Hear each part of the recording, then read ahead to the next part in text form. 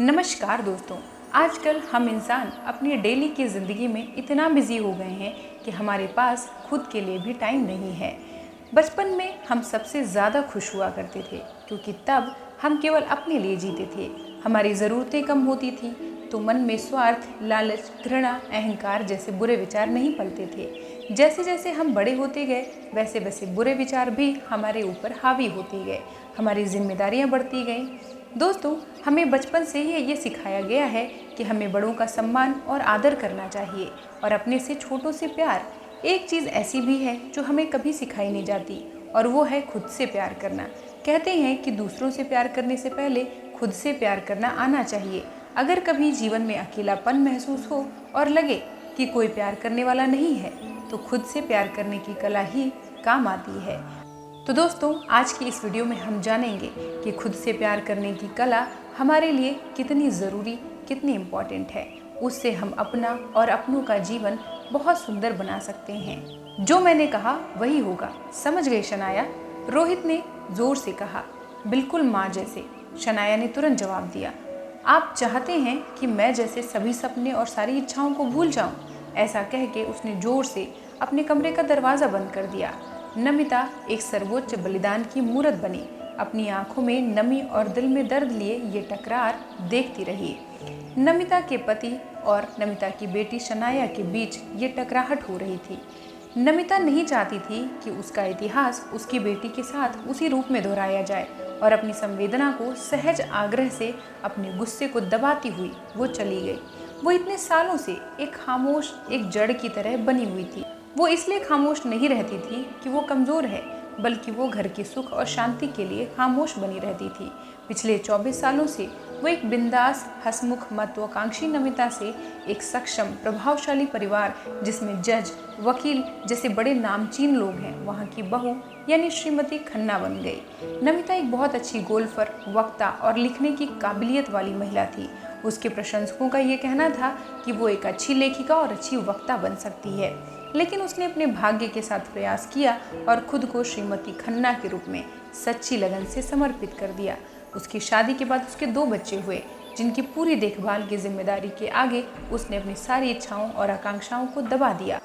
दोस्तों, जिस प्रकार से हमारे आजकल के पुरुष प्रधान परिवारों में होता आया है कि वहाँ स्त्रियों का आदर, प्यार, सम्मान सब कुछ होता है, लेकिन उन्हें अपनी किसी भी तरह की आवाज़ उठाने की अनुमति नहीं होती। वहाँ परिवार के सारे निर्णय पुरुषों द्वारा ही लिए जाते हैं और पिछले 24 सालों से नमिता की सास अरुंधति भी उसी तरह से परिवार के नियम और कायदों का पालन करते आ रही थी। शिवन उसका पहला बच्चा था, परिवार का वंश आगे बढ़ाने वाला वारिस। कुछ इसी तरह के लाड प्यार से वो सबकी आंखों का तारा बन गया। शनाया भी सबकी लाडली थी, लेकिन सभी उसे पराया धन समझते थे। ये बात नमिता को बहुत कचोटती थी, पर उसके घर में हमेशा लिंग भेद, लड़का लड़की में फ़र्क, इस तरह की बातें चलती रहती थी। हालांकि दोनों बच्चों में 3 साल का फ़र्क था, फिर भी दोनों को एक बड़े नामचीन इंटरनेशनल स्कूल में पढ़ाया गया। दोनों में समानता बिल्कुल दिखावटी होती थी, क्योंकि शिवन के अच्छे नंबर आते थे तो उसकी खूब सराहना होती थी, उसके लिए फ्यूचर की प्लानिंग्स करी जाती थी। लेकिन जब शनाया बहुत अच्छे और अव्वल नंबर लेकर आती थी तो सराहना तो उसकी भी होती थी, लेकिन उसके आगे की पढ़ाई या करियर की कोई चर्चा नहीं होती थी। अब जब शनाया 12 साल की थी तब उसे अपने अच्छे अंकों के लिए उसकी ढेर सारी तारीफ, प्यार और खूब उपहार मिले। लेकिन उसे धीरे धीरे ये समझ में आने लगा कि उसकी अमेरिका के प्रसिद्ध पार्सन कॉलेज ऑफ डिज़ाइन में दाखिला लेने की जो इच्छा है उसे इन उपहारों के तले दबा दिया गया है। शनाया बहुत दुखी थी कि उसकी महत्वाकांक्षाओं को कोई तवज्जो नहीं दे रहा है, लेकिन उसे इस बात पर पूरा विश्वास था कि उसकी माँ उसकी इन महत्वाकांक्षाओं और लक्ष्य पाने की इच्छा का सपोर्ट करेंगी। शनाया की अपने लक्ष्य को पाने की तलब उतनी ही थी जितनी नमिता की भी उसी उम्र में थी। शनाया ने नमिता को बता दिया था कि उसकी इच्छा पार्सन कॉलेज में पढ़ने की है और उसने अपने मेरिट के अंकों के आधार पर वहाँ पर अप्लाई भी कर दिया है। और क्योंकि वो हमेशा अपने पिता के निर्णय में उनका साथ देती हैं, जिसे उसका मन भी अस्वीकार करता है, तो ये बात सुनकर नमिता हमेशा सुन के मुस्कुरा देती थी और कहती थी कि हमेशा लड़ाई करना या खिलाफी करना ठीक नहीं होता है, या वो लड़ाई जीत के हम महान नहीं बन जाते। नमिता अपने धैर्य और समझदारी भरी बातों से शनाया को शांत करती थी, लेकिन वो उसे उस निर्णय के लिए कभी आश्वस्त नहीं कर पाती थी। शनाया के सवाल उसे सोचने पर मजबूर करने लगे, उसे 24 साल की शादीशुदा जिंदगी में खलबली मचाने लगे। वैसे तो उसकी ज़िंदगी एकदम परिपूर्ण थी, लेकिन भीतर से वो उतनी ही खालीपन से जकड़ी हुई थी।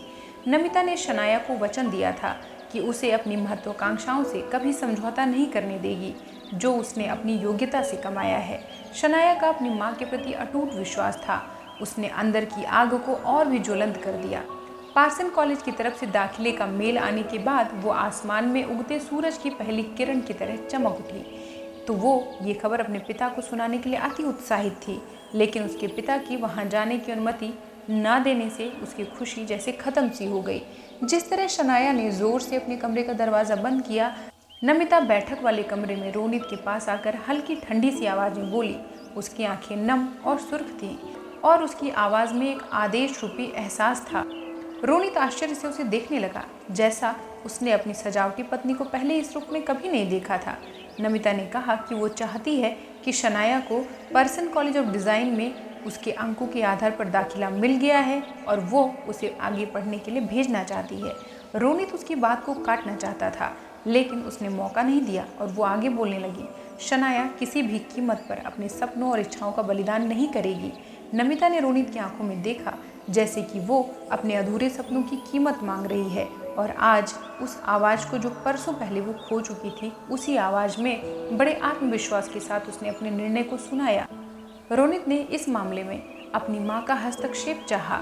नमिता ने अपनी सास अरुंधति की ओर देखा, जो कि उसकी आंखों का दर्द देख सकती थी, और जैसे एक औरत ने दूसरी औरत को समझ लिया। रोनित के अत्यंत आश्चर्य और बेचैनी को देखते हुए वो अरुंधति के पास गई और वहाँ खड़ी नमिता का हाथ अपने हाथ में ले लिया। रोनित ने इस तरह की मूक सुकृति और एकता अपने जीवन में पहले कभी नहीं देखी थी, और ऐसा दृश्य देखकर उसे स्वयं पे पछतावा हुआ। रोनित ने शनाया का दरवाज़ा खड़खड़ाया, जिसे उसने बहुत ही असंतोष से खोला, और वहाँ अपने सामने अपने पिता को देखकर वो आश्चर्यचकित रह गई। उसके पिता के चेहरे पर खुशी और आंखों में उसके लिए गर्व था। उसने शनाया को गले लगाया और उसके साथ हुए भेदभाव के कारण उससे माफ़ी मांगी और उसे कॉलेज में दाखिले की बधाई दी। उसने कहा कि उसकी माँ की चुप्पी में बहुत ताकत है। उसकी आवाज़ एक नमक की तरह जो अपनी उपस्थिति नहीं जताता, लेकिन उसकी अनुपस्थिति से हमारे जीवन के सारे जायके फीके पड़ जाते हैं। रोनित ने कहा कि उसे अपनी बेटी पर अभिमान है कि वो एक होनहार, कुशल, बहादुर और सुंदर बेटी का पिता है, और वो हमेशा उसके पंखों के नीचे की हवा बनेगा, उसका सहारा बनेगा। तो आप सभी सशक्त और प्रतिभावान महिलाएं, जिन्होंने नमिता की ही तरह बलिदान और अनुपालना का जीवन जिया है, अपनी आवाज़ ढूंढिए। सिर्फ आप खुद ही अपने जीवन को अपने सपनों से, इच्छाओं से अपना महत्व समझा सकती हैं और खुद आगे बढ़ सकती हैं। इसीलिए कहा गया है कि खुदी को कर बुलंद इतना कि हर तकदीर से पहले खुदा बंदे से खुद पूछे, बता तेरी रज़ा क्या है। तो आप अपने आप में पर्याप्त हैं, परिपूर्ण हैं। खुद से प्यार करिए और एक ऐसा संसार बनाइए जहां आपकी आवाज़ के मायने हो, आपकी आवाज़ शक्तिशाली हो। आपकी आवाज़ आपकी ही नहीं, आपके अपनों की भी दुनिया बदल सकती है। तो इस वीडियो में बस यहीं तक। मिलते हैं कल फिर किसी और वीडियो के साथ। वीडियो पसंद आया हो तो इसे एक लाइक करके चैनल को सब्सक्राइब कर लें। यहाँ तक मुझे सुनने के लिए आपका बहुत बहुत धन्यवाद। नमस्कार।